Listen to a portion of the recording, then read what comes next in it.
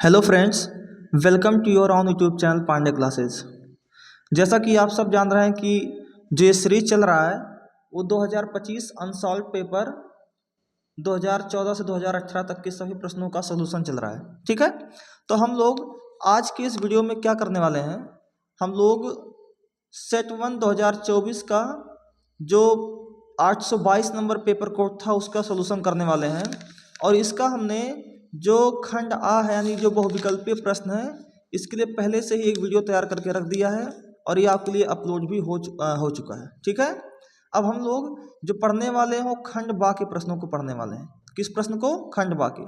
तो इसमें जो पहला नंबर प्रश्न है वो लिखा है कि सभी भाग को हल कीजिए। इसमें का नंबर क्वेश्चन है कि एक घन का आयतन 1331 सेंटीमीटर क्यूब है, तो इसकी प्रत्येक भुजा की लंबाई ज्ञात कीजिए। ठीक है, तो चलिए देखते हैं। क्वेश्चन लिखा हुआ कि एक घन का आयतन कितना है? 1331 सेंटीमीटर क्यूब है। तो आप सब जानते हैं कि घन का आयतन क्या होता है। अगर देखा जाए दूसरा क्वेश्चन, तो घन का आयतन क्या का फॉर्मूला क्या होता है? ए क्यूब।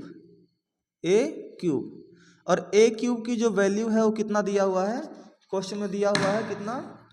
1331 centimetre cube. यानी ये कितना दिया हुआ है?